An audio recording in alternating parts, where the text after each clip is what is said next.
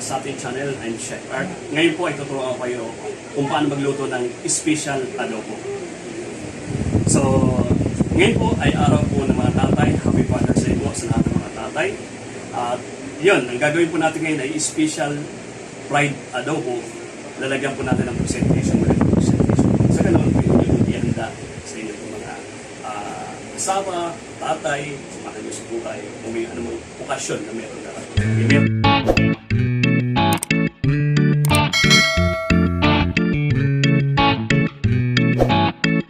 meron tayong toyo, siyempre, hindi mawala yan, suka, meron tayong sibuyas, bawang, kunting sugar, pampalasa. Meron din tayong patatas, carrots, pang-presentation. Meron tayong paminta, laurel, at kunting oyster sauce maglalagay tayo. At yung ating karne, yung ating pork. So ipapride po natin yan para mas maganda po yung kalalabasan natin. So ngayon, lutuin natin. Okay, piprituhin na natin yung pork. Kunting mantika lang para at least yung kanyang yung kanyang taba, yun yung magano.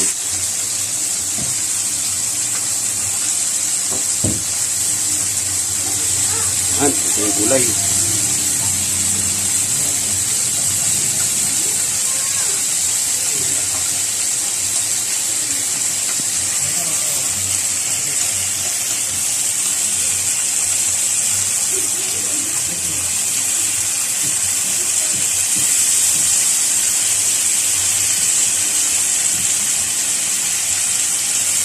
Nag-brown na siya. Tapos babalik ta rin yan din. Okay na yun. Sige lang balik siya. Kita natin yung ganda ng kulay niya. Kaya napapatrap din sa yung makita ng ano yung laurel? Nilagyan mo ng laurel. Wala yung kasama lang. Kasi minarinate natin.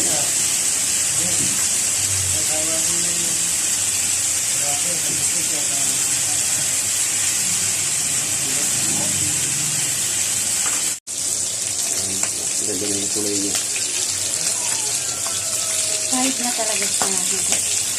Kasi yung kulay niya ang maganda dyan. Sarap na tignan. Ay, kalabaw. Talsik naman si mantika. Tumatalsik ang mantika.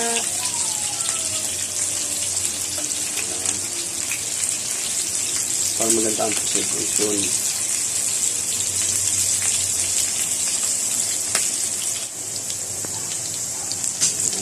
Ito siya.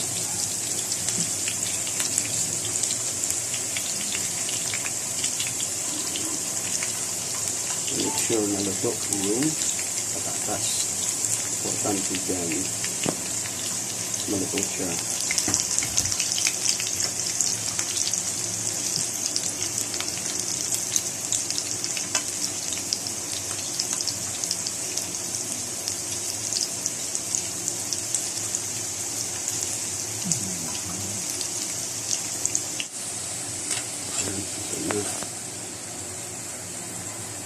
Make sure lang na luto dapat yung patatas.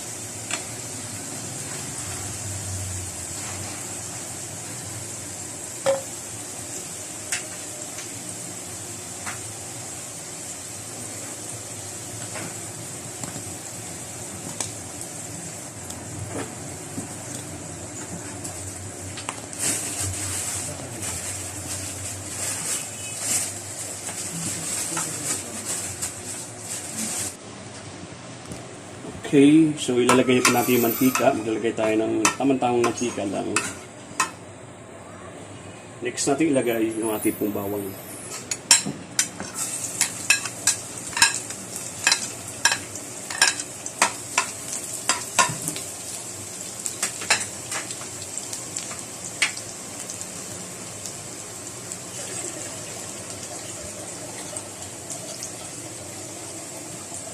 So, tama lang yung kanyang apoy para hindi siya kagad masunog. So, pag nakita na po natin medyo brown na po siya, lagyan na natin yung ating sibuyas.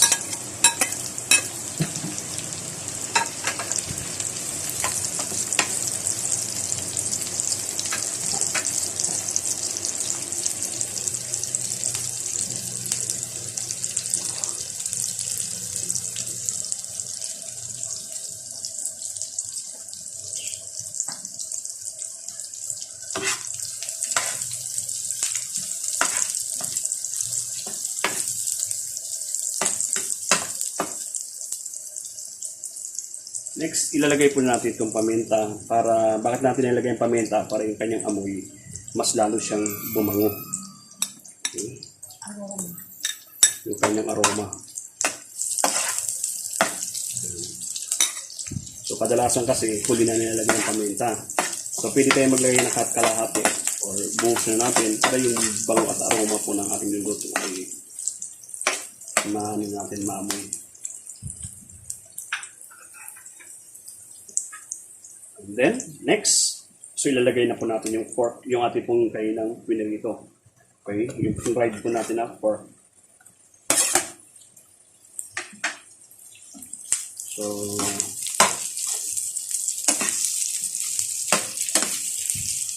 palambutin pa natin ng gusto. Ito po yung maganda na yung kulay dahil na-fried po natin siya. So, takpan lang po natin ng ilang minuto para yung karne ay mas lalo po siyang lumambot.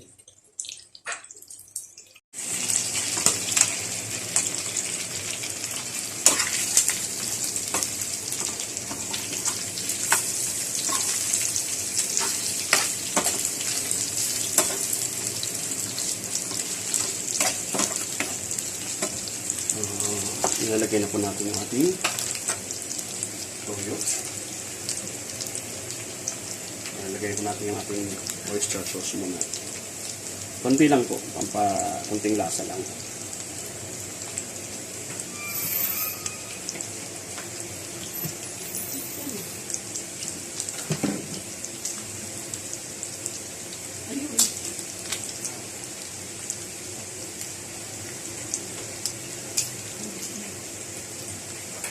So, maglagay tayo ng konting oyster sauce.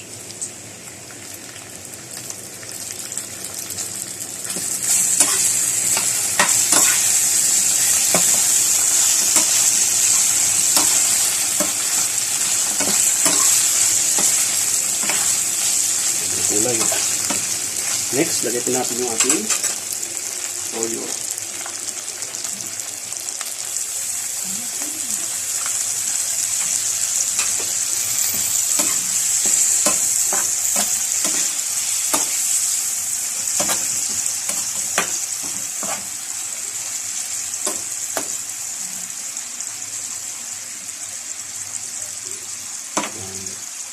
So, pwede natin kunting lagyan ng kunting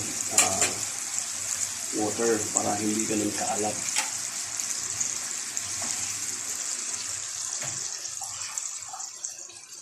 So, kunting tubig lang para at least paano yung hindi ganun kaalat yung toyo.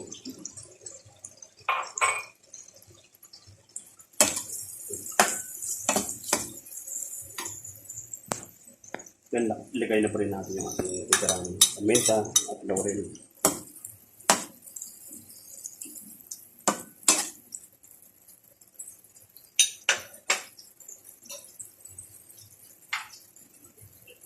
Ilagay natin yung ating sugar. So, sa sugar po, pag naglagay po kayo, yung tamang ano lang po, tamis lang. Kasi depende sa mga kumakain at sa mga nagluto, yung kanila pong panlasa. So, yung sugar kasi ay para magtimbang po yung hindi po alat.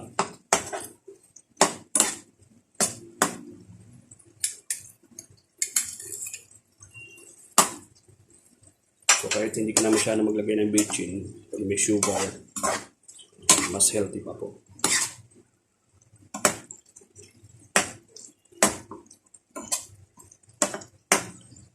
So, try natin. Tikman natin.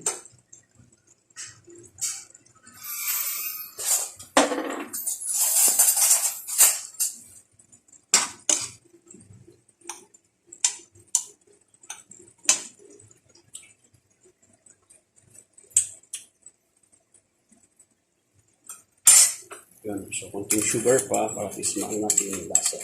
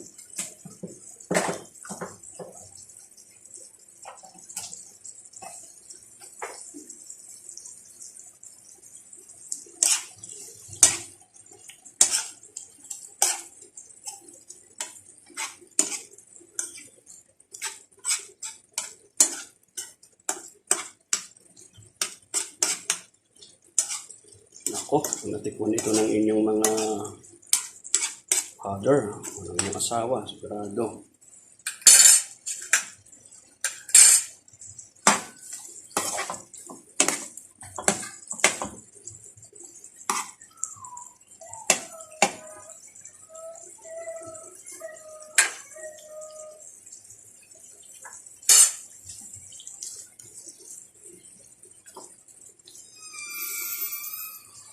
So, lalagyan po natin ang ito yung suka. So, yung suka po ay huwag masyado marami. Yung mag-twist ng kanyang lasa. Medyo masim-masim.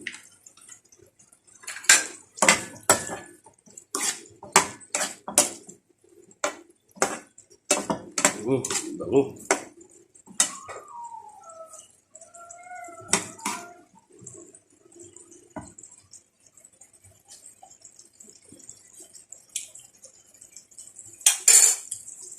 Yan, perfect. So, ilalagay na po natin itong ating, konti lang po, bago natin hanguin, ilagay na po natin itong pinride natin na patatas. So, para yung kanyang lasa doon sa adobo ay humalo lang. Pero, na-fried na po natin to kaya luto na siya. Hindi na siya ganun kalalambot kasi medyo malutong po siya dahil siya po ay pinride po natin.